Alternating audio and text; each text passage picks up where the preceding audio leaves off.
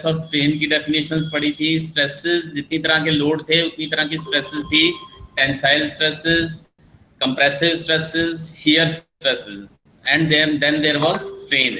Stress का जो unit था that was newton per metre square, and strain का कोई यूनिट नहीं था because it was the change in length और चेंज इन डायमेंशन बटे ओरिजिनल डायमेंशन। तो उसके बाद हमने एक स्ट्रेस स्ट्रेन कर्व पढ़ी थी which was of ductile material, जो हमने स्टील के बारे में, माइल्ड स्टील की पढ़ी थी, जिसमें हमने 5 पॉइंट पढ़े थे। Limit of proportionality, then elastic limit, yield point, upper yield point and maximum strength, और उसके बाद ब्रेकिंग पॉइंट। ये 5 पॉइंट हमने पढ़े थे। सो कुछ कंक्लूडिंग 2 पार्ट्स हमारे रह गए थे। Today we are going to study that. तो हमारे 2 पार्ट्स कौन कौन से रह गए थे? One was thin cylinders and other was principal stresses and strain. Thin cylinder, now what is this thin cylinder? Thin cylinder shell है, आपने देखे होंगे बॉयलर है या कुछ इस तरह का क्लोज्ड वेसल है, क्लोज्ड वेसल होता है, उसमें स्ट्रेसेस कैसे डेवलप होती हैं? It is just because of internal fluid pressure. अब इनको थिन सिलेंडर किसको कहेंगे और थिक सिलेंडर किसको कहेंगे?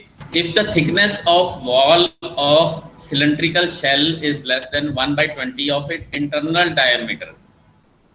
ये आपका डायमीटर है, एक शेल है, एक सिलेंडर है, उसका इंटरनल डायमीटर d है, और उसकी थिकनेस अगर उसकी d/20 से कम है then it is known as thin shell, और अगर 1/20 से ज्यादा है then it is thick shell. इस तरह से हम उसको डिफाइन करते हैं। तो आपकी डेफिनेशन में भी आ सकता है कि ये 1/20 है, और ऑब्जेक्टिव में भी आ सकता है।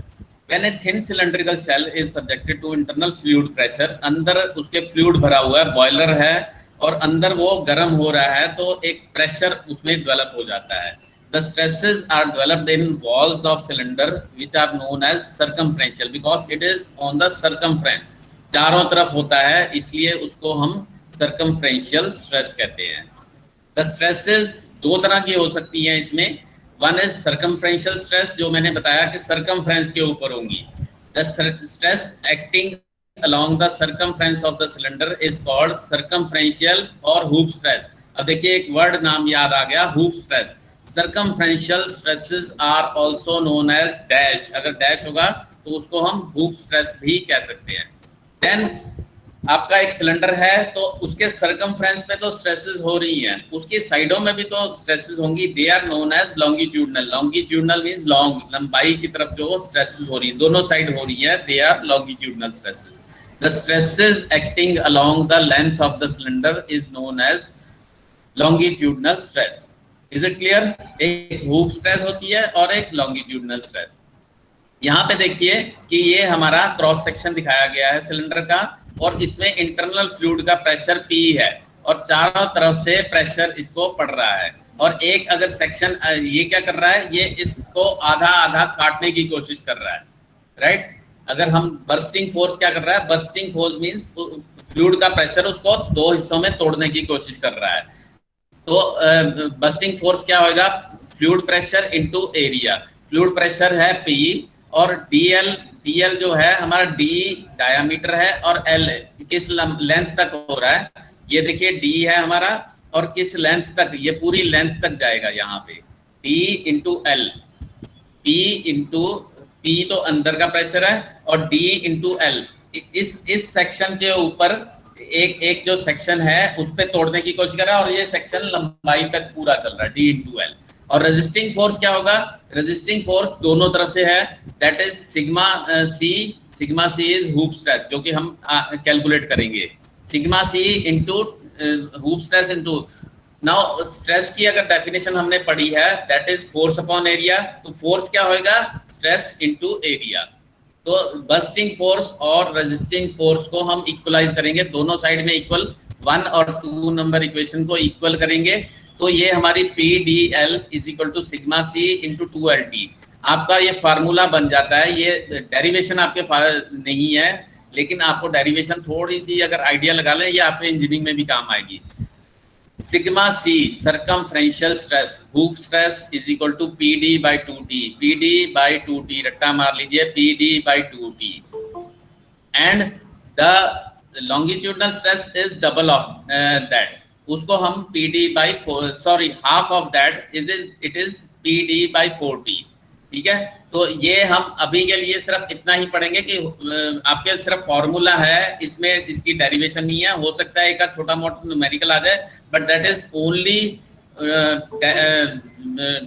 That formula based. आप सीधा फार्मूला में प्रेशर की वैल्यू, प्रेशर जो होता है Newton per metre square, diameter metre में, and T is what, thickness, thickness भी मीटर में होगी। तो सीधा आपका ये फार्मूला आपका काम आ जाएगा हूप स्ट्रेस का, PD/2T। Then next is principal stresses. What is principal stresses? हमने अभी तक सिंपल स्ट्रेसेस पढ़ी हैं कि एक स्ट्रेस है लॉन्गिट्यूडनल, एक एक्सिस के ऊपर लॉन्गिट्यूडनल स्ट्रेस काम कर रही है। लॉन्गिट्यूडनल मींस कि टेंसाइल स्ट्रेस खींच रही है, और कंप्रेसिव स्ट्रेस उसको शॉर्टन करने की कोशिश कर रही है, एंड वन इज कि उसकी वो शेयर करने की कोशिश कर रही है। बट इन एक्चुअल ऐसा होता नहीं है। हम उसी एक्सिस एक क्रॉस सेक्शन पे मान लेते हैं, लेकिन कई ऐसे उसके सेक्शंस होते हैं which are at other angles. अगर हम देखें, हम इसकी पहले डेफिनेशन पढ़ देते हैं, फिर उसके बाद डायग्राम देखते हैं। Principal stresses, planes that have no shear stresses are called principal plane. जिनके ऊपर कोई शियर स्ट्रेस नहीं है, only they carry only normal stresses. Normal stresses ही होती हैं, दैट मीन्स लॉन्गिट्यूडनल स्ट्रेसेस होती हैं, उनको हम प्रिंसिपल प्लेन्स कहते हैं।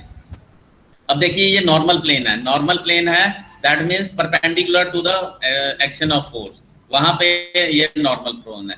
But there are some oblique plane. Oblique plane means थोड़े एंगल पे हैं। अब देखिए अगर इनके ऊपर देखें तो यहाँ पे हमारी ये सिग्मा है, ये सिग्मा क्या है, हमारी नॉर्मल स्ट्रेसेस हैं, और शियर स्ट्रेस।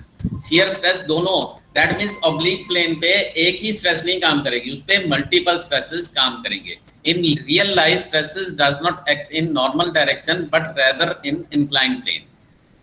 मैंने बताया थोड़ा कॉम्प्लेक्स नेचर हो गया। अभी आपने सिंपल स्ट्रेसेस पढ़ ली, लेकिन प्रिंसिपल स्ट्रेसेस भी आपको पता होनी चाहिए। नॉर्मली जो आइटम्स फेल होती हैं, जो इंजीनियरिंग में फेलियर होते हैं, they are only because of principal stresses. For example यहाँ पे देखिए हमारे पास 4 डायग्राम है, मैं एक एक करके समझाता हूँ। पहला वाला डायग्राम क्या दिखा रहा है, member subjected to direct stress in one plane. यहाँ पे सिग्मा वन दोनों साइड से स्ट्रेच हो रहा है, तो हम एक ही स्ट्रेस स्टडी कर रहे हैं। दूसरे में देखिए member subjected to direct stress in 2 mutually perpendicular plane. तो यहाँ पे सिग्मा वन इधर हो रहा है और सिग्मा 2 दूसरी साइड में हो रहा है, परपेंडिकुलर होता है। और दिस इज वेरी ट्रू कि अगर मैं किसी को पुल कर रहा हूँ तो दूसरी साइड में भी उसके ऊपर स्ट्रेस आ रही है। अगर इधर पुल कर रहा हूँ तो दूसरी साइड में कंप्रेसिव स्ट्रेस भी आ रही है। ठीक है, और ये भी हो सकता है कि उसके चारों तरफ से डायरेक्शन से उसके पुल लग रहा है, तो म्यूचुअली परपेंडिकुलर प्लेन्स के ऊपर स्ट्रेसेस भी लग रही हैं। Then member subjected to simple shear stress. यहाँ पे देखिए ये एक सिंपल केस लिया है कि दोनों साइड में उसके शियर स्ट्रेस लग रही है। और एक ऐसा भी केस हो सकता है जहाँ पे सारी के सारी हो सकती है, member subjected to direct stresses in 2, यहाँ पे लग रही है, ये सिग्मा वन दोनों साइड में लग रही है, सिग्मा 2 दूसरी साइड में लग रही है, एंड टाओ ये शियर स्ट्रेस भी लग रही है। मैंने बताया था कि जो सिंपल स्ट्रेसेस हैं they are represented by sigma, and जो शियर स्ट्रेस है that is represented by tau. तो अगर हम इनको फॉर्मूला वाइज देखें, the member subjected to direct stresses in 2 mutually perpendicular directions plus simple shear stress, तो इसका मतलब 3 चीजें आएंगी। अगर हमने नॉर्मल स्ट्रेसेस लेनी है या दूसरी हम प्रिंसिपल स्ट्रेसेस लेनी है, तो ये पहली वाली स्ट्रेस है सिग्मा 1 प्लस सिग्मा 2/2 एवरेज करने के लिए। दूसरी वाली बनेगी sigma 1 minus sigma 2/2 cos 2 theta, और तीसरी वाली बनेगी जो शियर स्ट्रेस होगी simple shear tau sine 2 theta, क्योंकि किसी एंगल पे लेनी है हमने, राइट। हम डिसाइड यही कर रहे हैं कि एंगल पे लेनी है, ऑब्लिक प्लेन पे लेनी है, तो उसको हम तभी उसको प्रिंसिपल स्ट्रेस डिफाइन कर पाएंगे। तो ये फार्मूला है, ये थोड़ा सा फार्मूला आपको याद करना है, इसकी डेरिवेशन आपके सिलेबस में नहीं है। सिंप्लीफाई करने के लिए आपको बड़ा सिंपल किया गया है, आपको थोड़ी इसकी कंसेप्ट पता होना चाहिए, कुछ इसका फार्मूला पता होना चाहिए। So that is all. कि इसके कुछ पोजीशंस भी बताई हुई है, tan 2 theta is equal to 2 tau by sigma 1 minus sigma 2। ये इसका एंगल है कि जो उसका एंगल उसका निकलेगा। मेजर प्रिंसिपल स्ट्रेस और माइनर प्रिंसिपल स्ट्रेस, इसके भी फार्मूले हैं, ये 2 फार्मूले हैं। तो यहाँ पे हम ये भी याद कर सकते हैं, लेकिन अभी के लिए आपने सिर्फ यही याद करना है। एक तो हुप स्ट्रेस याद करनी है थिन सिलेंडर में, और यहाँ पे प्रिंसिपल स्ट्रेसेस क्या होती हैं और उसका एक फार्मूला आपने याद कर लेना है। इसके न्यूमेरिकल्स नहीं आते हैं। Thank you very much for today.